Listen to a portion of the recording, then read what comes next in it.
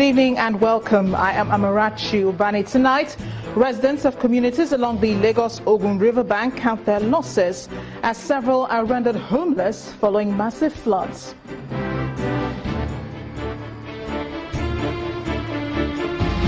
The World Bank and the Nigeria Erosion Watershed Management Project collaborate to address the problem of erosion affecting some communities in Imo State. Authorities of the University of Jos postponed the first semester examinations following a fire outbreak that destroyed the institution's main library.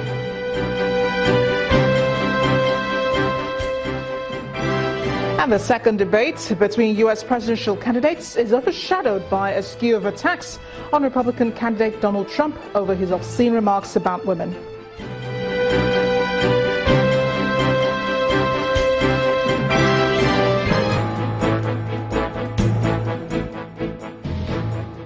Residents of flood-ravaged communities along the Ogun River bank are calling for government intervention as the flood lingers. They claim the government has not done enough to stem this recurring menace.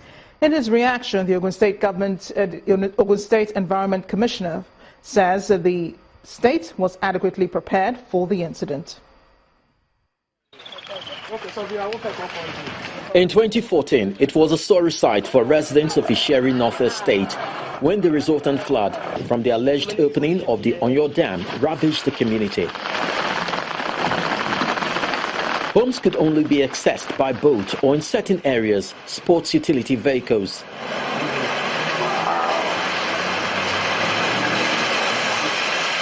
The challenges are so alarming that people will have to run away from their houses, businesses closed, and lives dislocated. Schools within this area, during period of crisis like this, they get short and sometimes they just send the pupils home.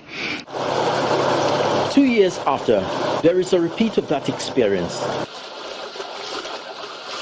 The volume of water of the Ogun River increases, forcing its way into communities, including those several kilometers from the riverbank. This, for instance, is a paved road turned into a pool of water, and to go across, you need a canoe. As you can see, if you reach the middle of that water, in fact, the water will reach this place, half of your body, so there is no way. Unless you define solutions, that's why we are taking boats. We cannot use our leg to walk again, so that's the reason why we are taking boats. The volume of water appears to be rising daily, and everyone, including the chickens, seek higher grounds. It was not this bad yesterday, so by tomorrow we are not sure, and I'm sure my vehicle, none of us will be able to have access to this place, so we have to relocate today. Property is a minor thing, but our lives is more, so we are living because we feel threatened. Over 300 houses here are threatened by the flood. Further down the riverbank is Maidon Orile in Mile 12 area of Lagos State. For days and weeks now, the residents are no longer at ease due to the unwanted guests. The only way to access your home is via these makeshift plank roads, as most of the houses are virtually submerged. The residents feel government should know better and spare them this torture. They should know what to do to the dams. Before the dam overflows, they know what to do so that it won't overflow to the extent of opening it and releasing the water. All along the Ogun River bank, communities have been displaced, and the government think they've done the much they could. It's not something that took us unaware. We were prepared for this.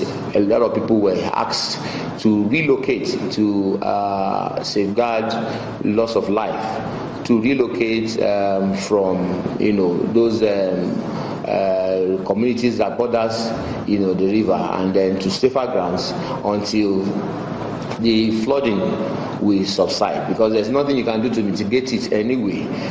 It's expected. We had warned the people before now, and that is why we're experiencing what we're experiencing now. Several questions beg for answers, one of which is, can't the government ensure and sustain a systematic release of water from the dam? The earlier a solution is found, the better it will be, so residents expect the ritual and agony of having to lose hard-earned resources annually. Chris Elams, Channels Television News. Meanwhile, relief may be in sight for residents of erosion-prone communities in Imo State. The World Bank, in conjunction with the Nigeria Erosion Watershed Management Project, has been working out modalities to address the problem of erosion that has been ravaging some communities. This was made known during a meeting between residents and intervention agencies.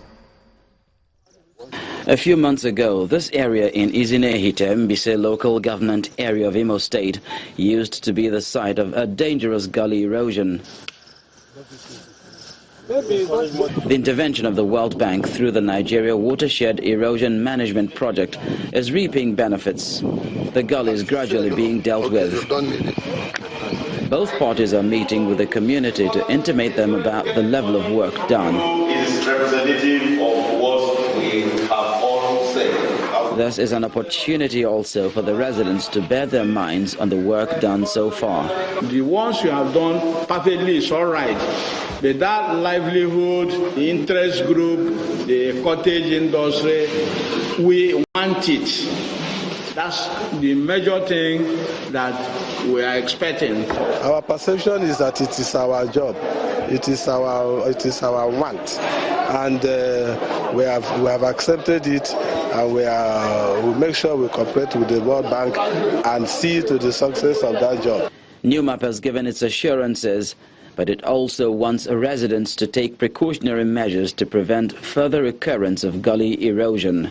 It is important to keep telling our people that the project is their own, and I'm glad they said that much.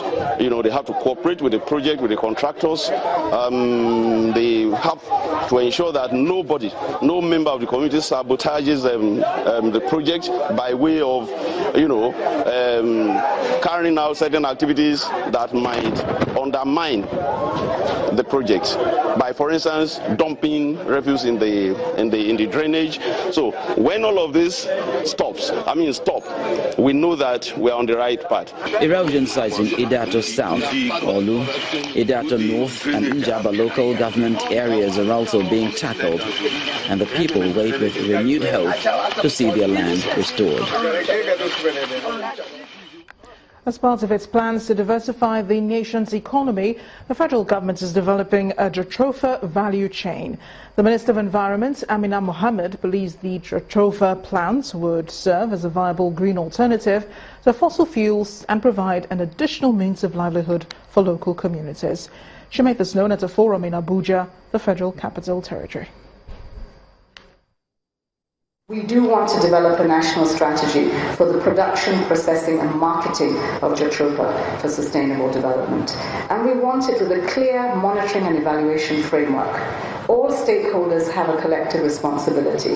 So therefore, how can we develop an independent feedback that tells us whether we're on track or off track, so that we can correct from the lessons that we've learned previously. I've certainly been to Jigawa and I've seen all these farmlands of jatropha, and they're just lying fallow. Nobody's doing anything with them, and we know we can. We want to buy in the key stakeholders and ensure clarity of roles and responsibilities. We also want to see that buy-in from the business community, and the business community is important. We want you to engage, we want you to take risks, we want you to invest. We want you to change your business models so that you're not making profit off the back of people and the environment, but to the benefit of all, including your profit margin. We want to properly examine the enormous environmental, economic and social benefits. Let's not take them for granted. Let's actually underscore them and put them there as a fact, not as fiction. But the minute we do that, we must translate this into people's lives. The bottom line is we have to have jobs for people. We have to take climate action, because without an environment that is sustainable, there will be no jobs. There will be more conflict. Authorities of the University of Jos have postponed the ongoing 2015-2016 session first semester examinations pending the outcome of an emergency meeting of the school senate. This comes after a fire incident which destroyed the institution's main library on Saturday. The university's position was contained in a statement signed by the registrar, Monday Danjum, where he said the postponement is to allow school authorities, to review the situation. It's a tragedy for the University of Jos community and the academia, as well as students, both current and past, following the fire incident that gutted the library complex at the permanent site of the institution, popularly called Naraguta campus, destroying all academic records of students and staff, including decades of academic works and books in the library, as well as documents in the Faculty of Social Sciences and some departments in the Faculty of Management Sciences. Vice-Chancellor of the institution, Professor Sebastian Maimako, in company of the institution's management staff, went round the complex to see the level of damage as he described the incident as devastating. At about 6:30 in the evening, we received a report that a certain wing of the university was being gutted by fire. And the complex we are referring to is what we call in the university community as the library complex, Naraguta campus. Now, this complex that was commissioned in 1997 houses also 2 faculties, apart from the library complex. The faculties of Management Sciences and also the Social Sciences.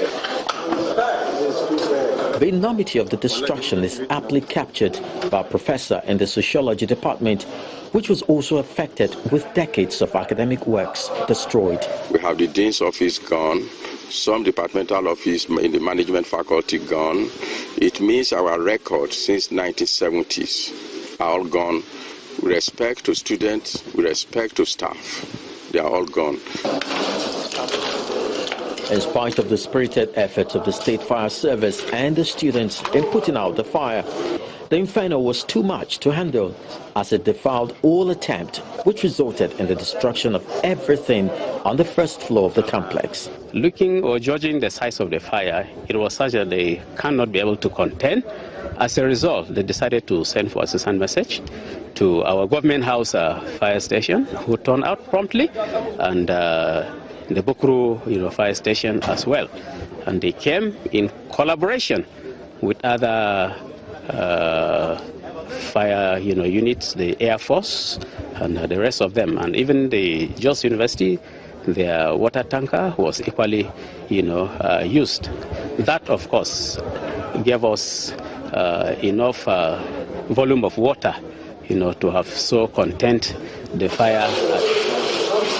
As the Senate of the institution meets to decide on what next to do following the incident, there are several issues that should be addressed, ranging from destroyed unmarked scripts, burnt academic works, vital documents and other sensitive items that have been lost, including project, research works and theses of former students, while the library will take years to be restored through combined efforts of all and sundry. The federal government will sustain collaboration with neighboring West African countries in an effort to stop terrorism and other trans-border crimes in the region. That's the assurance given by the Minister of Defense, Major General Mansur Dan Ali, who said this to journalists in Kaduna State. The Defense Minister also explains that the welfare of officers and men of the Nigerian Armed Forces remains a cardinal priority for the federal government. The coming of this administration, they took our neighbors very, very solid and important.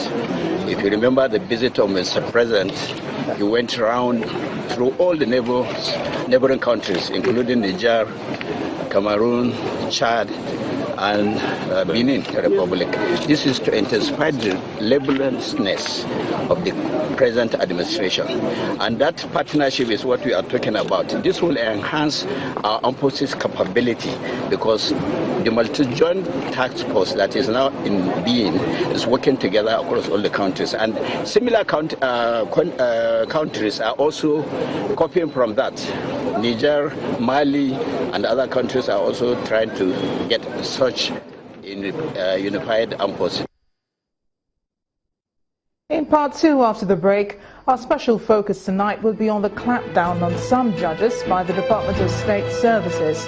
We'll be joined by Mr. Ezinwa Wagu of the Say No to Corruption campaign. Please join us again.